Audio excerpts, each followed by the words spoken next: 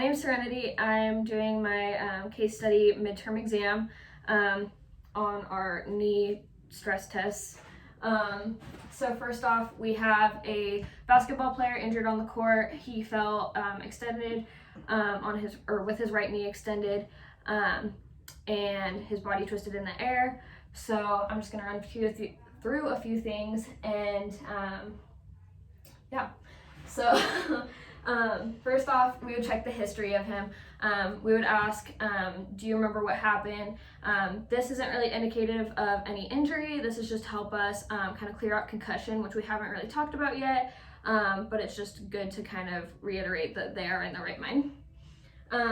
Second, we would ask if he's adding any previous injuries to his knee. This is just indicative of any injuries that he might have re-injured with this injury, or any surgeries and possible past PT that he might have had.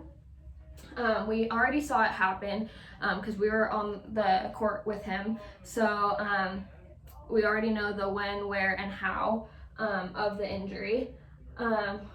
As I said before, he was hit from his left side with his body twisted in the air, his right leg extended, which ended up getting caught underneath him, and he is now holding his right knee, which we're assuming his right knee, above and below.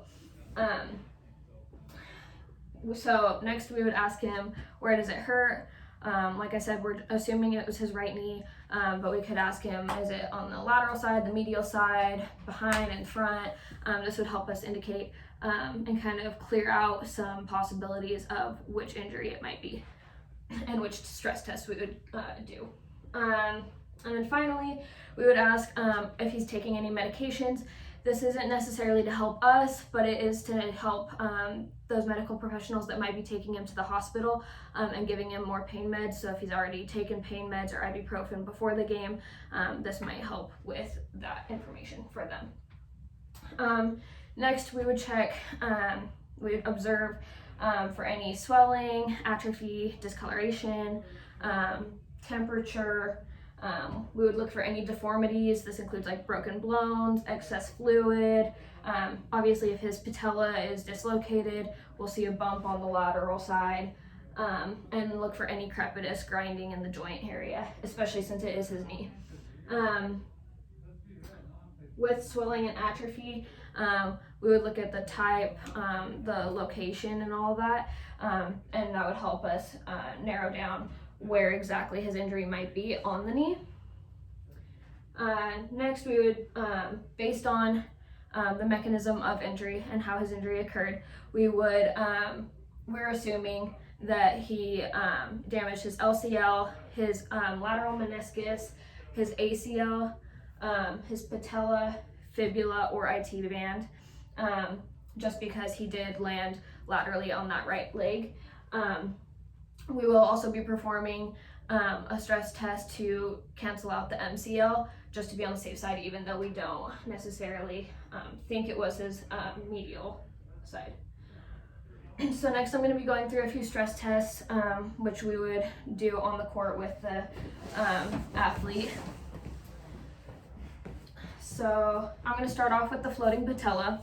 So in order to do this, you would glide down the femur, putting pressure on the top of the patella, and then you're going to pinch along the side and look for any movement in the patella, and you'll tap the top of the patella to see if there's any floating. If there is excess fluid underneath or on the sides of the patella, you will be able to tell based on the movement of it.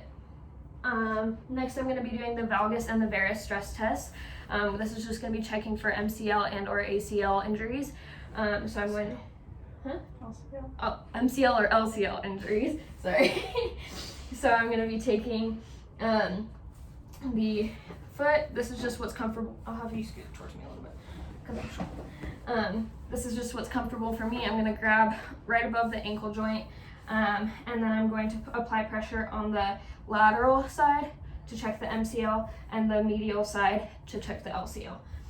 And this is if they feel any pain. This is where we'll be able to tell if there's an LCL or an LCL or an MCL tear in the knee. Next, I'm going to be doing the anterior drawer test. So I'll have her bend her knee up. I'm going to be sitting on it just to fixate the foot, And then feeling for the tibia, I'm going to be swiftly drawing it towards me as fast as possible. If it moves more than 6 millimeters, that's indication of an ACL tear. Next, I'll be doing the Lockmans. So this is similar to the anterior drawer, but because this guy is so big, I'm going to be putting my knee under just for some extra support, because I am 5'1", and then I'm going to be externally rotating his foot, and similar to the anterior drawer, I'm going to be pulling forward on the tibia, fixating with my hand on their femur. If they feel any pain with that, that's also an indication of an ACL tear and movement of 3 millimeters compared to the other side. So you do it on both sides. Next, I'm going to be doing the McMurray's test. So you bring their knee into 90 degrees of flexion.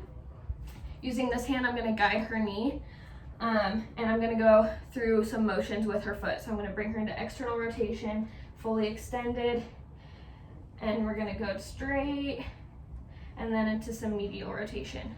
This is bringing her through all of the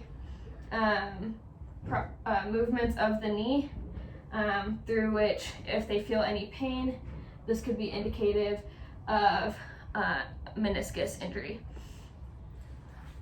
which for this athlete in specific, we would want to do lateral rotation because we are worried about the lateral meniscus more specifically.